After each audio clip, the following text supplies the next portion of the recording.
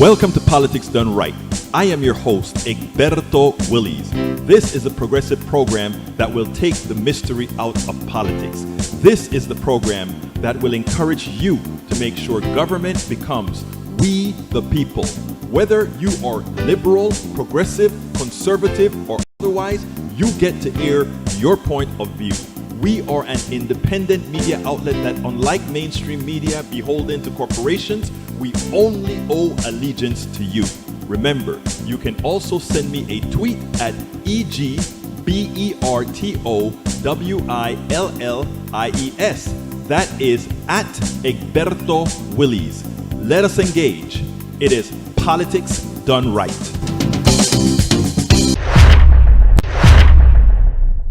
Well, folks, welcome to one more edition of Politics Done Right. I'm Egberto Willies, your host. Thank you so kindly for being a part of the show. We are going to have a great show for you today.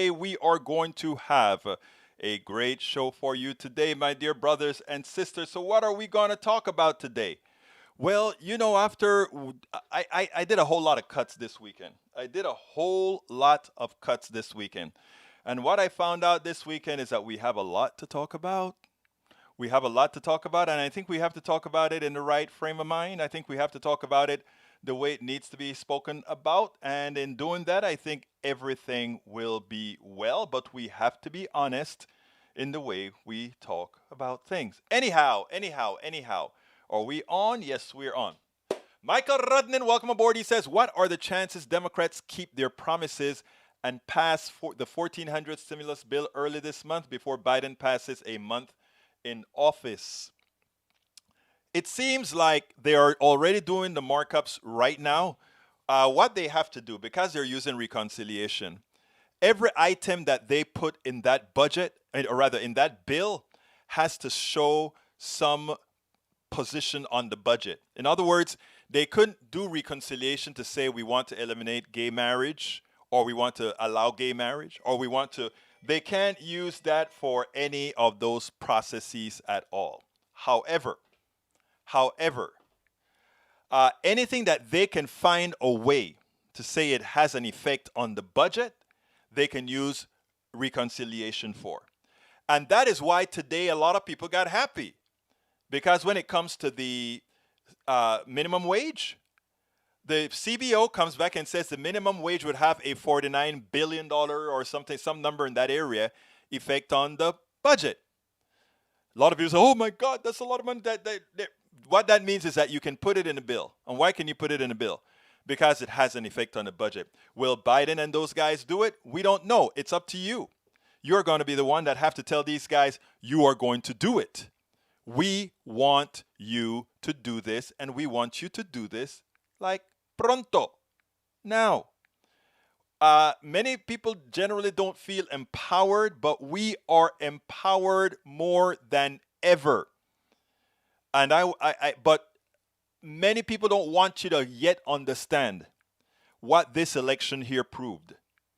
This election that we just had proved how empowered the American populace is.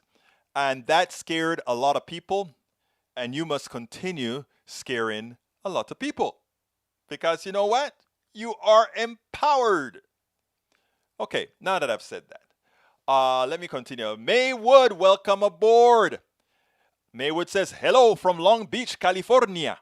Bridge MCP, not sure then how long before we get it. We probably won't get this until March, close to IRS time, That's my gut feeling. Because, these guys can work as slow as molasses. And so what I tell people is don't expect it in this month. Expect it likely in March. And expect Bernie likely to win the thing where it's not going to be $50,000 as a cutoff per person, but likely closer to the 75,000. Or even if they don't go 75, they'll kind of put a marginal drop off so that everybody can save face.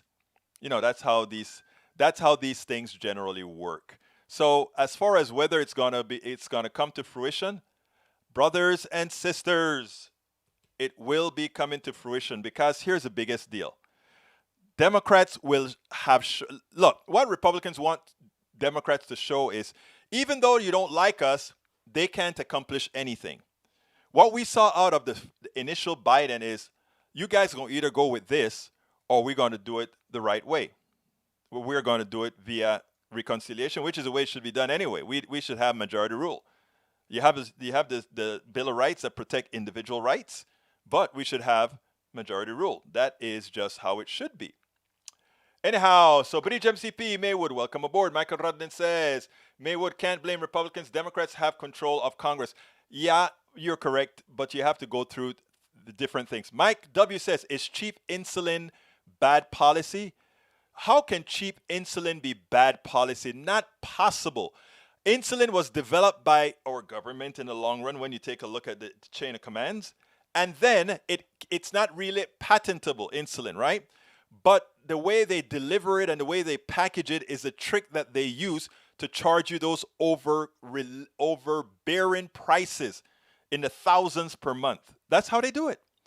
It's all it's expensive medicine is bad policy because they're made expensive for marketing purposes and not for manufacturing purposes. Remember that. Your expensive drug is not that it costs a lot to make or it costs the private company these billions of dollars to develop, as they'll tell you. It's a lie. It costs a lot because they make marketing decisions to force those prices. They can raise, remember, you have to look for the video that I have that says, whatever the market will bear. And when you are sick, your personal economy plus your credit plus your assets is whatever the market will bear for many people. Many people would pay whatever it takes to try to get better. I tell my wife all the time, if I get a certain kind of sick, if I find out that you're putting me on pumps and all these kinds of things where, I don't want any of that. I am not going to give away any of my well-being to the drug companies and all these other people that depend on using us as their raw material. It's not right. It's immoral. So the little that I have, the little that we have, even that they want. Eric says, does small business want it? I'm a small business. Hell yeah. Bridge MCP, I kind of understand why some won't raise the minimum wage, small business and COVID. I kind of understand why some won't raise the minimum age. The minimum age or wage. Which one are you talking about? I think you mean wage, right, Bridge? Anyhow, Maywood says, only in part, they try 50% plus Harris. Yeah, exactly. All right, let's continue. Eric, Mike Rudden says, means that Democrats had seen it breaking their promise. They won't do it this time, and if they do, they're shot for 2022. Eric, when do the green jobs come for the laid off workers of Excel? I have a tape that I did of that, and then we'll take it on the other side of that. So actually, that's how we start today. Mike W. says, Trump lowered the cost of medicine. Biden reversed it, saying it's bad policy. Just saying, Biden has raised insulin prices. Mike W., please lay off right-wing media. They lie to you. They lie to you. Please. Trump policies usually follow one standard bearer. Somebody makes a bunch of money that then kicks back to him. Policy is not just making an edict. Policy is how it goes through the entire economy. We'll talk about that a little later, Mike W., but thanks for putting that up, brother. Bridge MCP says, it's also to be insurance company. My sister-in-law pay $5 to my $125 for the exact same medicine. Exactly. It's a racket. The entire system is a racket. Carl Cox, welcome aboard. I think I saluted Mike W. I think I saluted Michael Rudnin. I think I saluted Maywood. Trump did not lower drug prices. Drug prices went up under Trump. Stop listening. Carl Cox said the same thing that I said. Anyhow, today's program, let's go ahead and tell you what today's program is all about. Title of today's program is, Will the Republican Party Ever Return to Reality? UK's Boris Johnson may hold a clue. We analyze the Republican Party for what it is as opposed to what they imply they are. It's why they're losing registered members. And tomorrow I'll show you about the losing of registered members. I didn't have enough time to do all the cuts. I did 6 cuts for today, but I didn't have enough time to finish the others, so I'll give you that at a later time. Anyhow, so the first one, I want you to see how Biden's secretary handled Fox News' Peter Doocy. It was, in my opinion, a doozy without even raising her voice. Check this out. We'll then take it on the other side. There's nothing like having a competent White House. Check out how Jen Psaki, President Biden's communications secretary, actually press secretary, watch how she handles this precocious, smart aleck journalist. I am not sure of his name or where he's from, but it's evident that he's likely from some sort of a conservative rag, trying to rag on the Green New Deal and the president making sure that that oil pipeline doesn't get built. Check this out, and then we'll take it on the other side. Go ahead.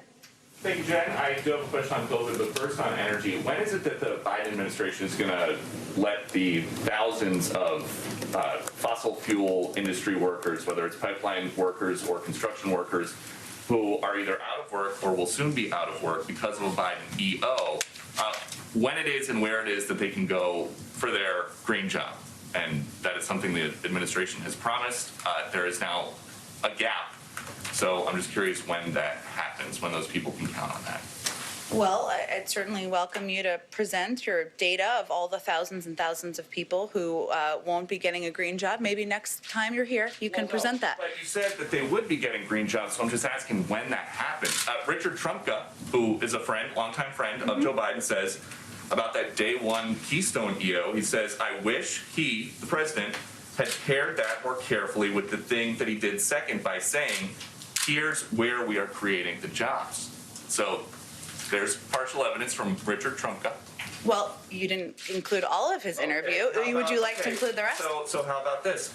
The Laborers International Union of North America said the Keystone decision will cost 1,000 existing union jobs and 10,000 projected construction jobs. Well, what Mr. Trumka also indicated in the same interview was that President Biden has proposed a climate plan with transformative investments in infrastructure and laid out a plan that will not only create millions of good union jobs, but also help tackle the climate crisis. And as the president has indicated when he gave his primetime address to talk about the American Rescue Plan, he talked about his plans to also put forward a jobs plan in the weeks or months following. And he has every plan to do exactly that. Now, was that beautiful or what? She did two important things. When he goes out and he says, where are the jobs, but a lot of people are saying that a lot of jobs are being lost. Jen was very cool. She just said, what's the proof that you have? Maybe next time you'll come with the proof that says X amount of jobs were actually lost for the action that I take. Because, as you know, the pipeline isn't going to create a whole lot of jobs, and that is just to push oil through to the Gulf Coast and go somewhere else. So it does nothing for Americans. It does everything for the corporations. Secondly, she lets him hang himself. He goes ahead and he talks about what Trumka, the great union leader, had to say, that he wishes that Biden would be more specific in when the jobs are going to be created, et cetera, et cetera, et cetera.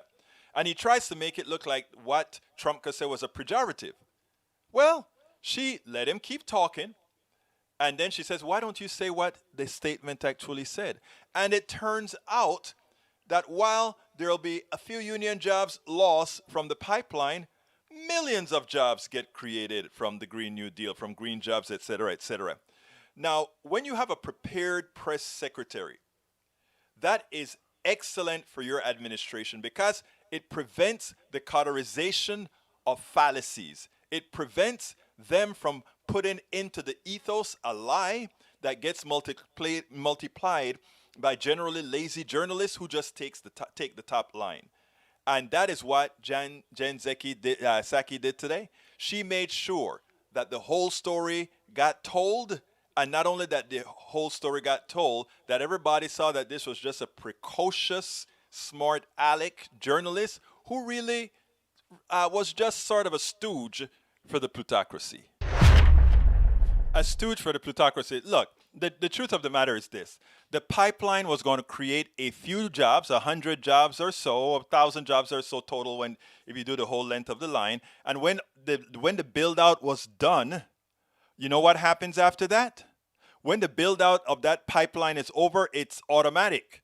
It sends oil through the pipeline to the Gulf, and that oil doesn't stay here in the United States. It goes away. It goes out, it burns into the air, and it comes back to us, of course, as carbon dioxide and toxic fuels. That's what really happens. So the idea behind creating policies for long-term pipelines, Eric just said, but they're going to send it by rail anyway. Maybe they will. We can't stop that. We're a capitalist society, right? But the thing about it is, when you create fixtures that are lasting, the people that are attached to it do more difficult things to keep it. However, if you're moving it with trains and trucks and all of that, as bad as that is as well, the thing about it is those are transient. Look, green energy is here. Green energy is sustainable. And most importantly, to cover the misinformation that we get from the right that says the problem with green energy is that it's intermittent. You can't turn it on or off. You can't turn on light. You can't turn on a switch for light or for wind or a switch for the sun. That's true. That's why you have something called batteries, the back in store. And in our entire society, we are filled with batteries. A lot of people don't take a look at, when you look at a dam that has water in it, that's a battery. It holds back water at a higher level energy. And then when that energy is needed, the water comes down, it turns a turbine, that's a battery. Another form of battery is oil. Oil is a battery. Oil has held on to solar energy from plants that have decayed over millions of years, and it's an inexhaustible supply on Earth. But oil is a battery. For the wind and solar technology, our oil becomes batteries made of NiMH, nickel metal hydrates, or that's actually the older technologies, or lithium, or one of those technologies to store. So yes, all forms of energy can be transformed and stored. So whenever they tell you the problem with solar energy or the problem with wind energy is that you don't have control, it's not true. And if they tell you, okay, but if you put it in a battery, the battery can be exhausted. So can the water in the dam. If you doubt me, go to Lake Powell in Las Vegas and see what's happening with the overuse of the snow melt caused by weather change. But we don't have that problem with solar, right? Solar is going to be here for a few more billion years until the sun burns out.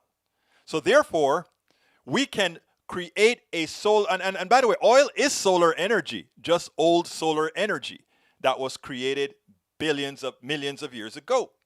So what I want to do with people is to try to tell them, you cannot just live on what the Fox Newses of the world are telling you. They really make people less thinking people.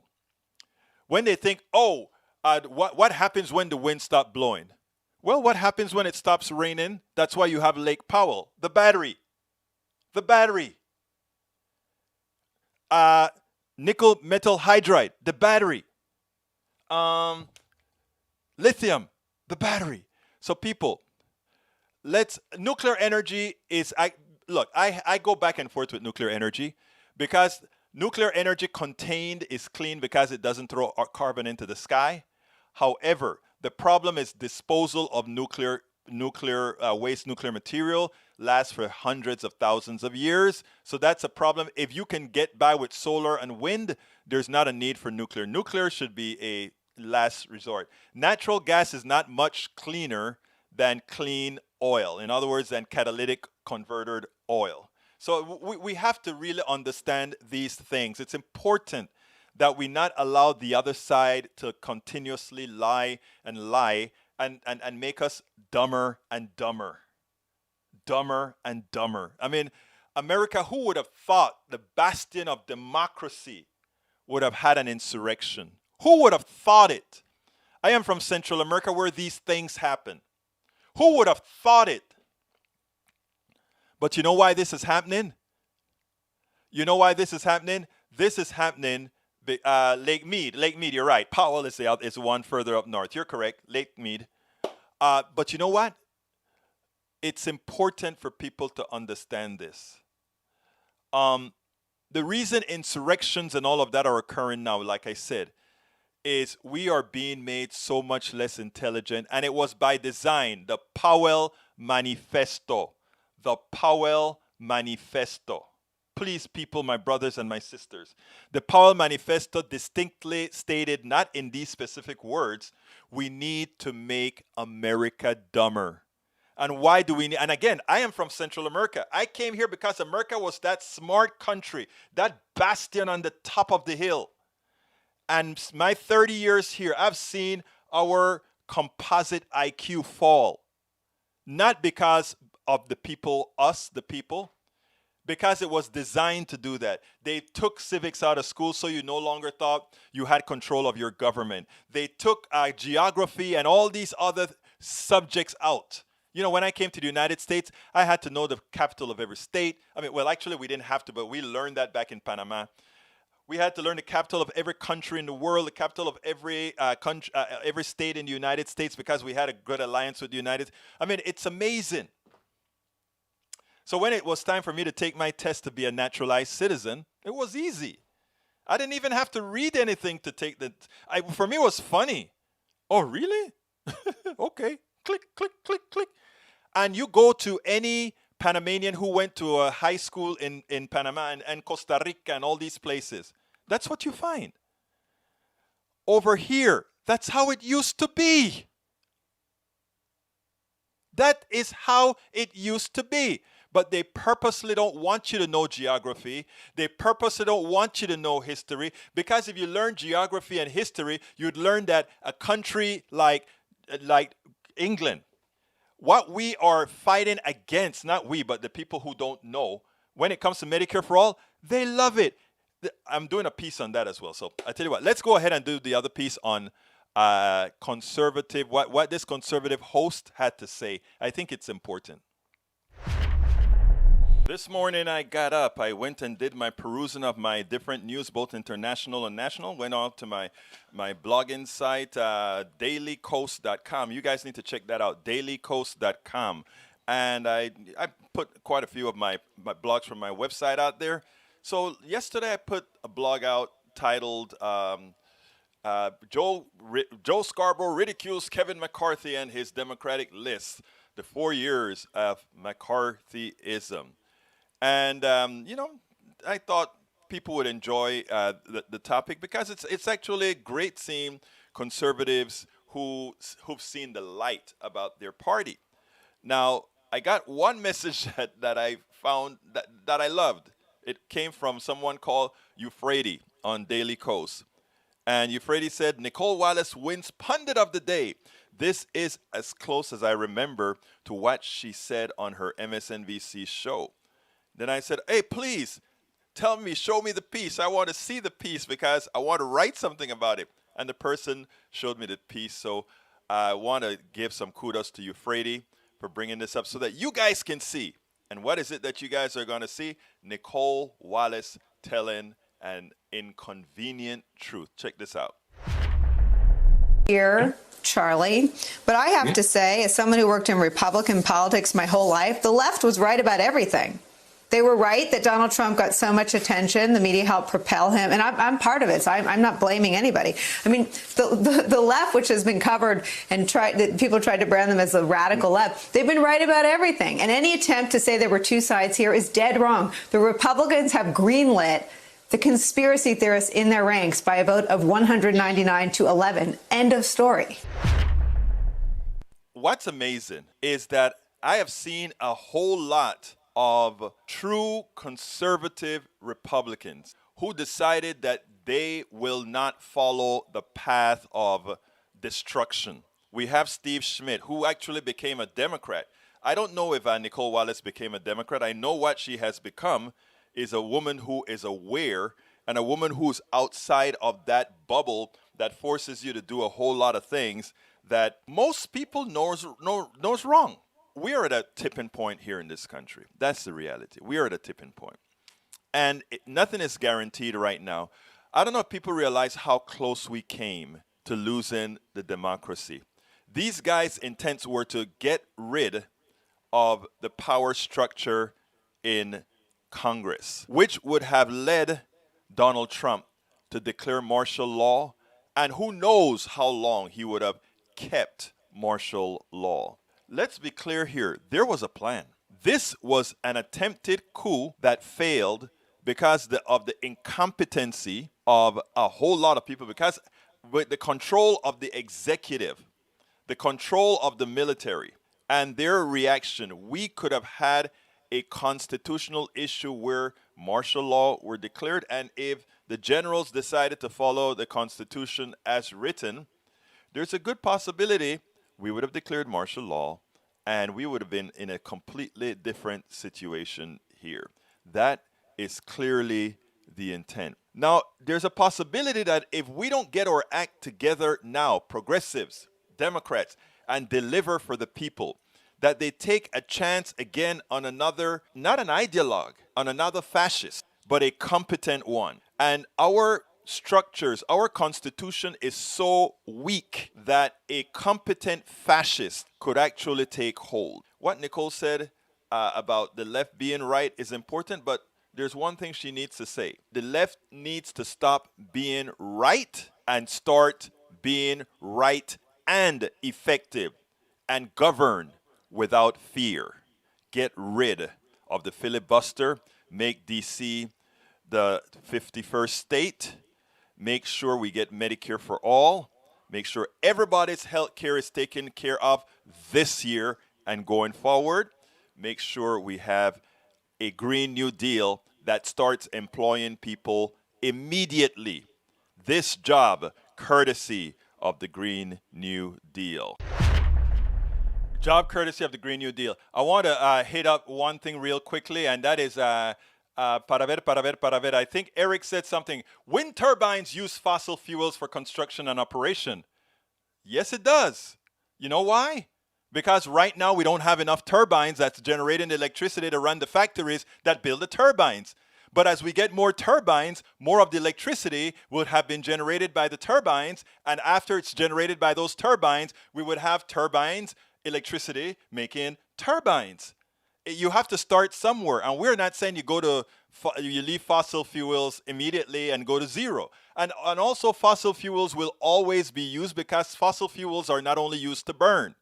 We use fossil fuels in a lot of other chemical reactions for important things for society. Things that don't throw carbon into the air, however. We use fossil fuels for a lot of things. We just are going to start using a very small amount of it that won't throw it up into the sky. Look, the right wing has something that is true. Back in the early days, millions of years ago, the Earth had a lot more carbon. And yes, look, it goes in cycles, right? So there was a lot more carbon. And there's a lot more greenery because it was a changed Earth. The question is, we don't have the infrastructure for a more carbon-like planet. Not only that, a more carbon-filled air is a much more violent air, which means more storms and that sort of a thing. Is that the life that you want? We can't sustain an economy in that, but that's for another subject. Let's go ahead. It's 3:31. Let me go ahead and do my pitch real quick. If you are on YouTube, we're halfway through the show. If you're on YouTube, please consider supporting our program. I ask you this humbly.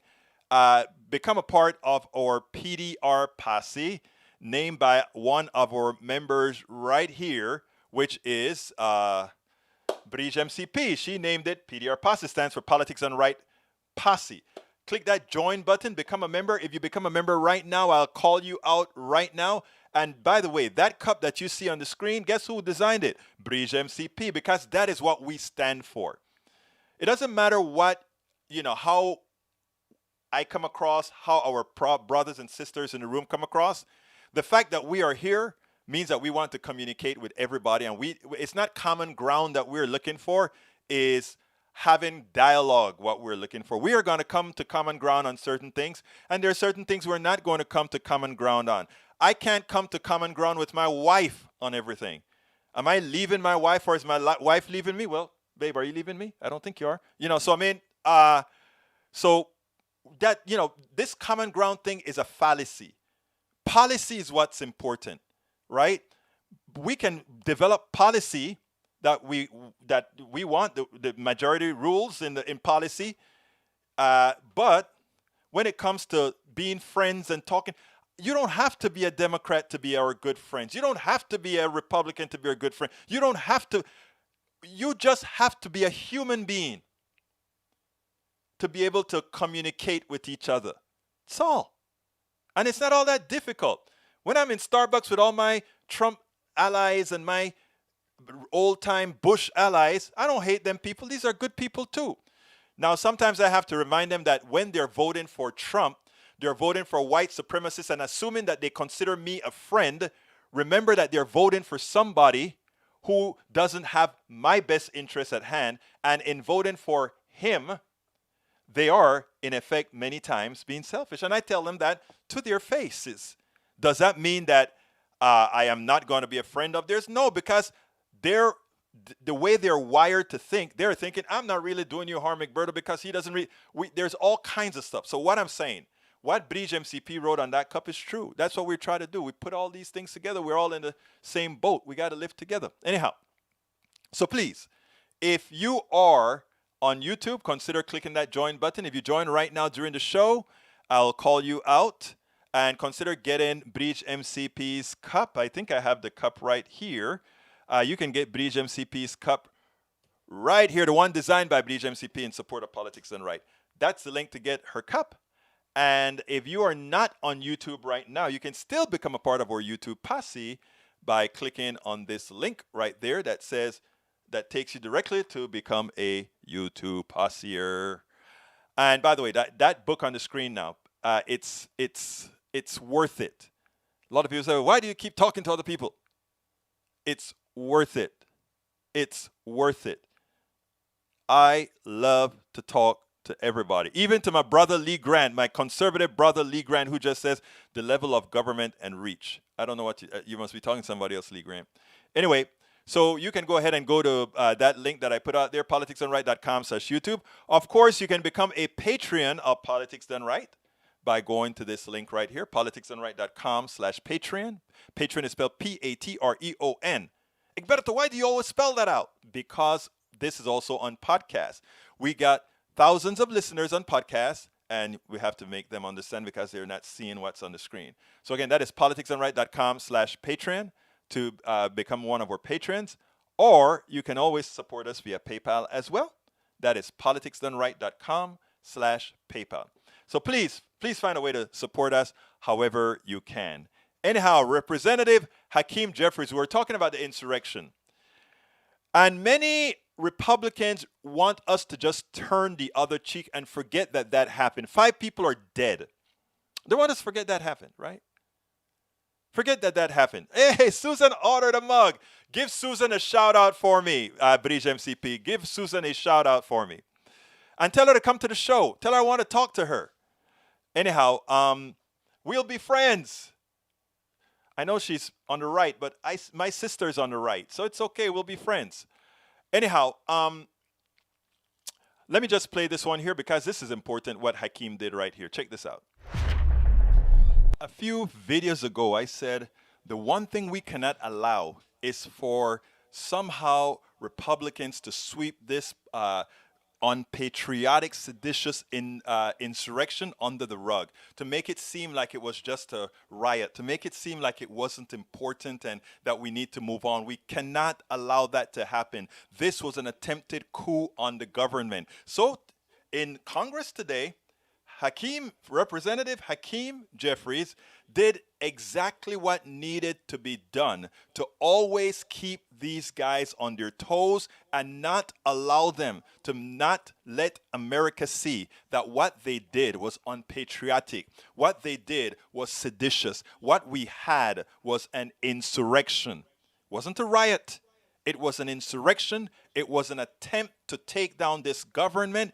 It was unpatriotic. And we have to make the association.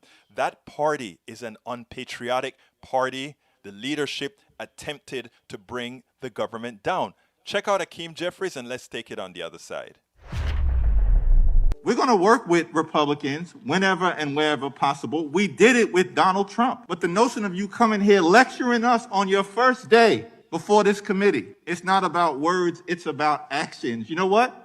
Explain your actions on January 7th when you supported an insurrection. You said it was not about words, it's about actions. Those actions, Mr. Chairman, in my view, were unpatriotic to provide aid and comfort to what Republicans in many parts of the country have characterized as a violent insurrection incited by the former president of the United States of America. You also said that any mistake is not your fault in terms of what's being taught to others. That's what the former president of the United States peddled for 4 years. He took no responsibility for anything. And Mr. Chairman, there's some members on the other side of the aisle, including perhaps former NFL players, who defended that kind of irresponsible behavior. So it's just hard to be lectured here, given the actions that have been taken. And I would just hope that we're going to proceed with some measure of truth, decency, and intellectual integrity as we make our arguments, even though we know we're going to fiercely disagree, as has been in the case in the past. I'm happy to yield. Okay. Was it insurrection when in 2016, 7 of your colleagues objected? Was it insurrection for the last 3 Republican wins, presidential wins that they objected? No, it was not. It was a voice. It was having the people realize you had some concerns. Now, in terms of... Thank you. Reclaiming my time, you asked the question. A violent insurrection resulted in the spilling of American blood. People died. The Capitol was desecrated.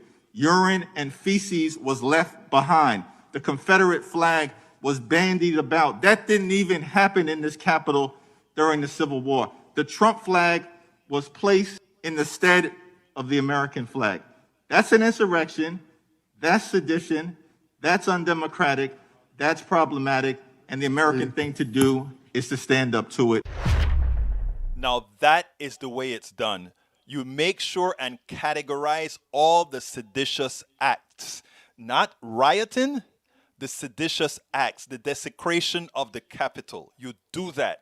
You associate these violent, unpatriotic behavior with those who perpetrated it when they didn't get their way, to those who perpetrated it even though they knew it was based on a lie. Hakeem Jeffries, that is the template of how this entire session must go whenever an attempt is made to call any one of the progressives or Democrats somehow unpatriotic or whatever. Remember what Steve Schmidt said, former Republican, now turned Democrat, because he said there's only one party left in this country that will secure our democracy. Remember, these guys were willing to take down the country for Trump. Someone that's not even worthy for Trump. Okay, hey, Sue, I am so sorry. Please accept my apologies. Sue, when I said, oh, she's on the right, I read it wrong. Sue, a proud progressive, a proud Democrat. Thank you so kindly, Sister Sue. Okay, let's see. Let me see. I'm going to be running low on time, but I still want to answer some of the stuff that I saw. Let's see. Para ver. Lee Grant says the level of government outreach, the government reach into our personal and professional lives that Egberto seeks is better suited to be delivered by a benevolent dictator, a monarchy, or a sort of progressive Führer. That's amusing, brother. Lee, you're a poet, man. You know, I tell you what, Lee, you need to write me a blog post. You know, we have several people in this room right now that have written blog posts, and they are published at egbertowillies.com as well as politicsdoneright.com. And if you write something that is truthful, and I know you're a truthful guy, but in your opinion, I'd love to publish some stuff. You're poetic, brother, but here's the deal, brother. Here's the deal. No, I am not a dictator, nor would I want to be. All the policies that I support would be voted on by the vast majority of Americans. I went to a Netroots where Elizabeth Warren gave a hell of a speech. And that speech went ahead and enumerated what policies Americans say they want. And there's another person that I don't remember if I spoke to them on this show or not, that came out and said, remember this, if you take a look at the laws that our government passes, the laws that Americans say they want rarely get passed. The laws that the plutocracy, the wealthy people, the corporations, most of their laws get passed. So not because you don't see the things that I support get passed means somehow it's something that Americans don't want. Americans want Medicare for all when it is explained honestly. Americans want the Green New Deal when it is explained honestly. Americans want all these policies. But there's a machine out there to misinform and lie about. Green New Deal, we won't have enough money to pay for it. Yes, we do. The Green New Deal creates jobs. Not only creates, and you know, we don't have to say in some sort of phantom world it creates jobs.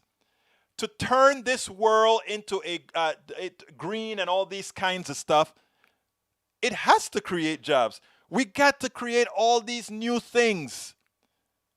And that's where the jobs come from. It's a lot of new things. So if we could just get to our folks and let them know, don't believe the crap you're reading. As a matriarch of the Ponca Nation, I am honored to have the responsibility of caring for the generations to come by, ensuring health and welfare for Mother Earth, Father Sky, and relatives in every form. Life itself hangs in the balance, and we women are coming together to say that we must make to correct the choices for our think this. And I honestly, and I say that because there's this thing with men, and I think it has to do with testosterone, and those men who cannot control the urges that that particular drug gives us.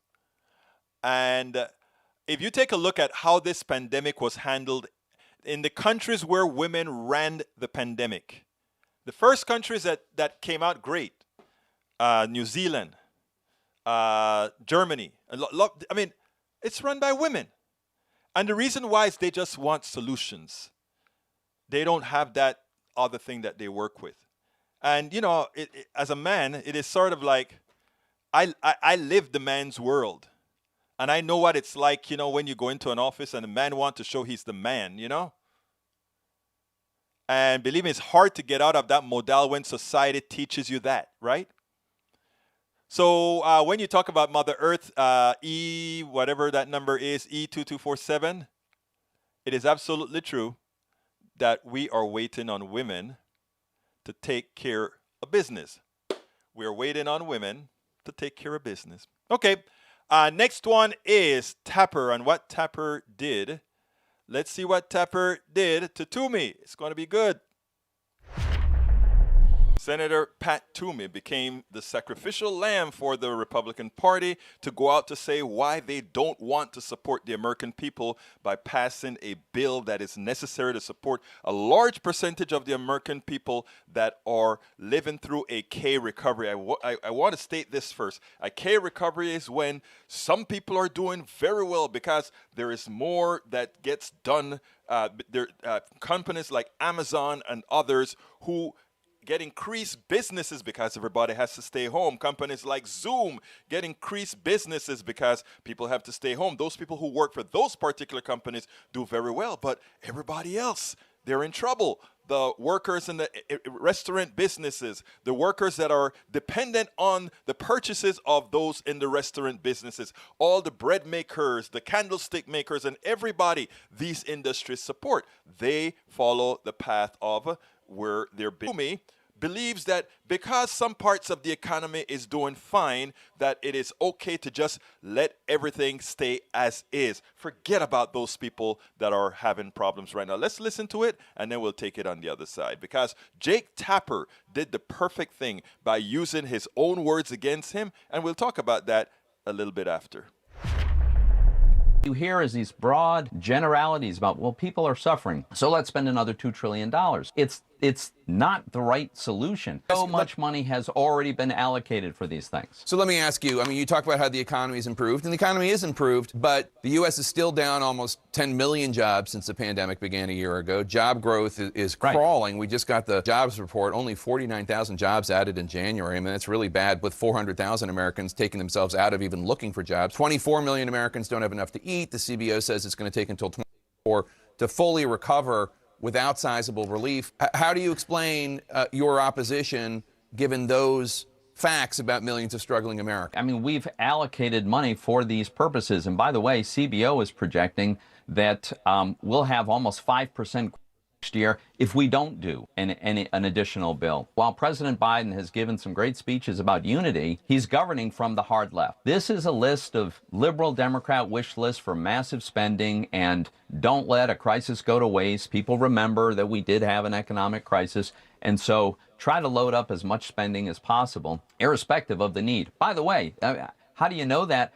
10 Republican senators marched down to the White House and offered to do another bill. I don't agree with them. That's enough to pass it in the Senate, and still the Democrats are saying, nope, it's our way or the highway, and they have passed legislation that will allow them to do a multi-trillion-dollar bill with strictly partisan votes. It's really unfortunate. But I mean, just for the record, you oppose that $600 billion proposal from the 10 Republican senators. Absolutely. But I mean, I oppose it. My point is, if you're President Biden and you're serious about having a bipartisan, working together with people on the other side, bringing people together in unity, he has the opportunity to do it. And yet, they appear to be intent on ignoring Republicans. So President Biden, as you note, has signaled that he's moving forward on his plan with or without Republican support. This is what he had to say. I'd like to be doing it with the support of Republicans, but if I have to choose between getting help right now to Americans who are hurting so badly and getting bogged down in a lengthy negotiation, or compromising on a bill that's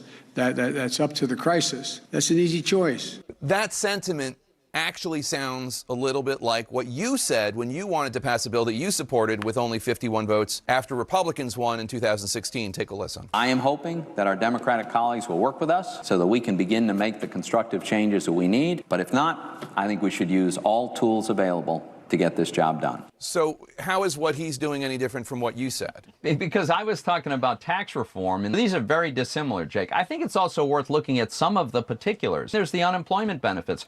President Biden is insisting that we increase unemployment benefits to the point where more than half of everyone who's unemployed will be getting paid more not to work than they make working. Right. How does that make any sense? According to a that's according to a University of Chicago study from last year. It is clear that what Toomey and many Republicans believe it's, okay, we'll negotiate with you. We'll negotiate with you down to what we want. And then that's bipartisan. Then that's unity. In other words, you won, but it's not about you giving the people what you promised them and won with. It's about unity when we are in control. And the great embarrassment there is when Jake Tapper showed to me, hey, look, when it happened to be tax cuts, you want to say, if the Democrats don't want to come along, we're still going to give the wealthy, we are still going to give the plutocracy all the money that they want. But when it comes to helping the average American citizen, to hell with them. Let them eat cake. Let them wait till the economy decide to recover on its own. Let's make sure that we do the same thing that we did to Obama that we're going to do to Biden. Hey, but wait, he has 10 Republican senators. He could work with those 10 senators. And you know what? Working with Obama has proven that those 10 senators would string Biden along, string him along. And when it's time to get a vote, they'll vote no. He talks about, oh, there are people who make make more money when they get unemployment than they got money when they were working. Does that tell you something? If the extra unemployment is so little, $400 a week, and that is somehow going to bring them into making more money than they were making when they actually work, that tells you why you need to increase the minimum wage. That tells you why it is that the economy has improved very well over the last 40 years. Productivity has gone through the roof over the last 20 years, and we're still at $7.25 for the average for the minimum wage. And we're still not increasing the wages for the average American citizen commensurate. The crisis is much more, and we are going to start taking care of it now, because we finally have an administration in power that will say, let's take care of the average American citizen and not just a select few.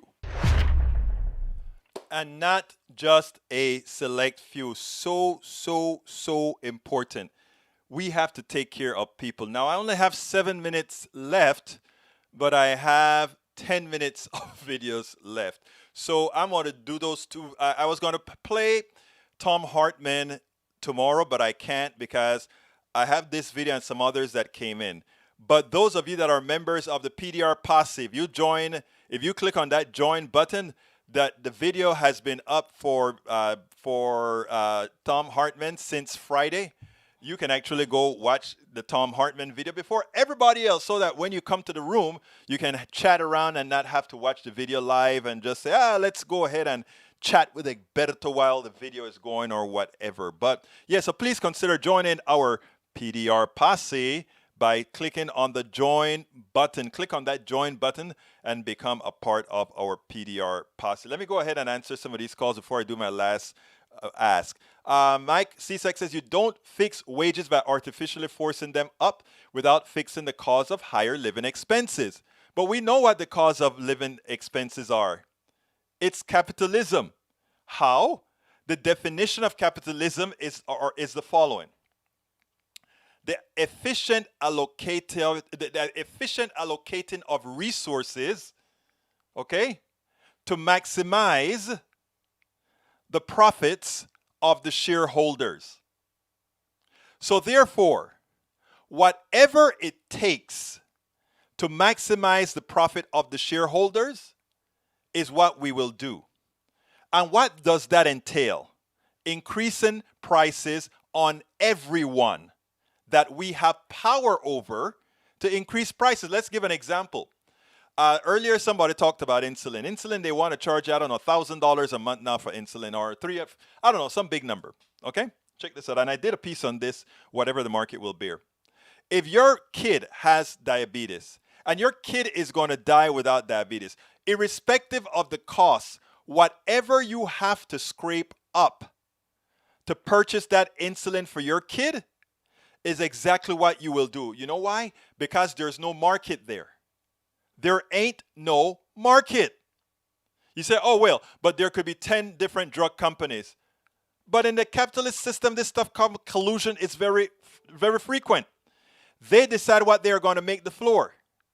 They decide that the floor is going to be X price.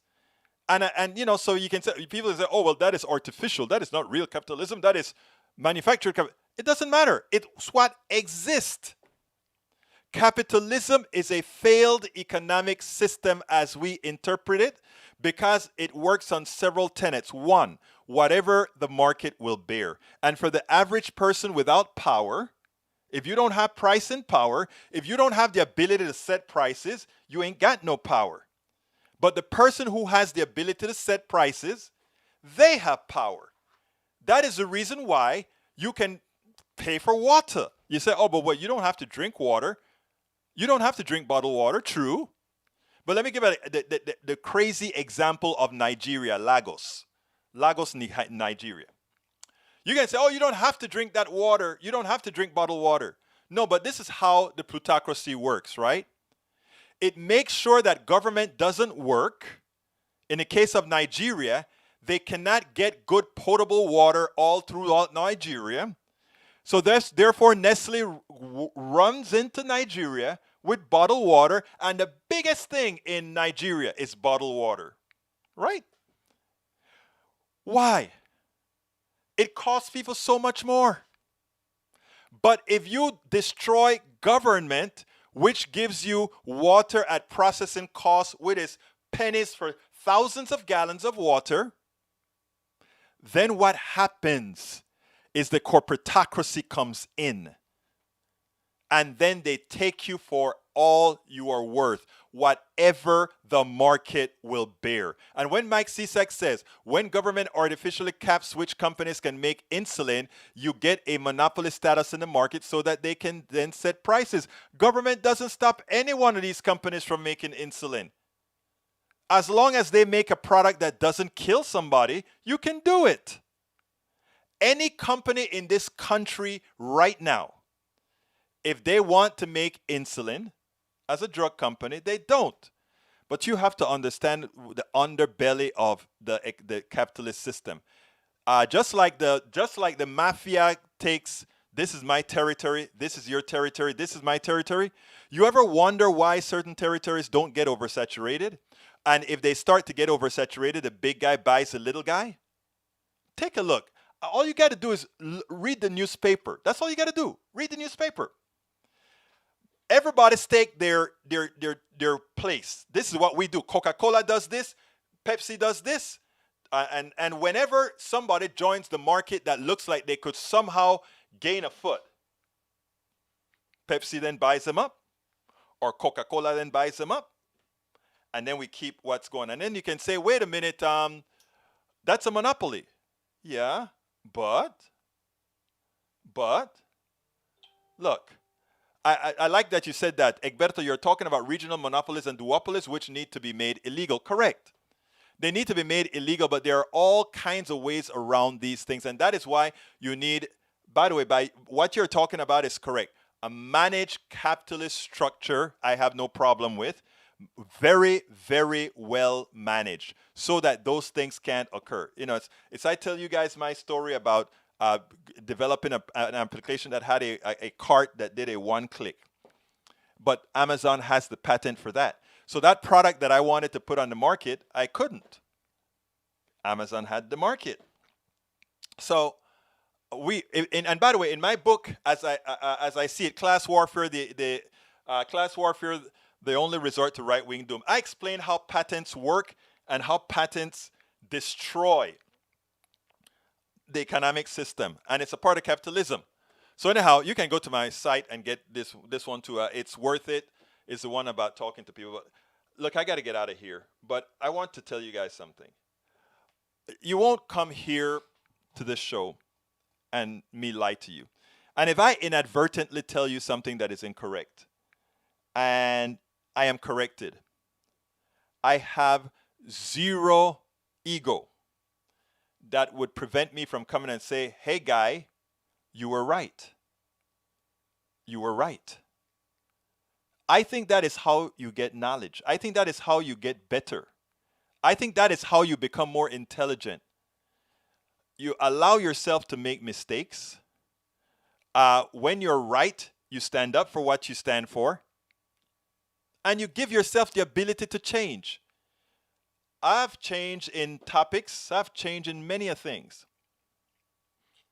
If we all can learn to do that, you know, we can actually do quite well.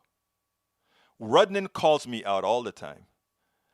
Now, I mean, people say, ah, you didn't say that one right. To which I'll say, all right, I guess I'll say it in a different way for you to make sure you see that at least I know what I'm talking about now. You know? But anyhow, folks, look, love you guys. Thank you for being here. I know you could be anywhere. Please, please, please share these programs.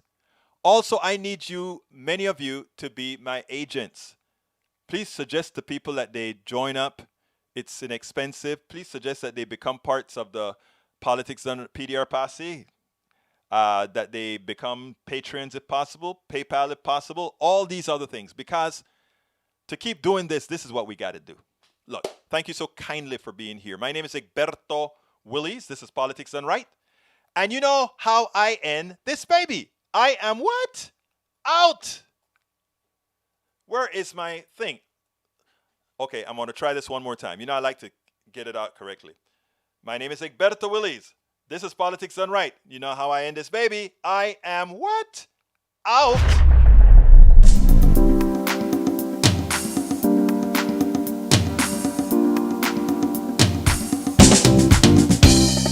Welcome to Politics Done Right. I am your host, Egberto Willies. This is a progressive program that will take the mystery out of politics. This is the program that will encourage you to make sure government becomes we the people. Whether you are liberal, progressive, conservative, or otherwise, you get to air your point of view.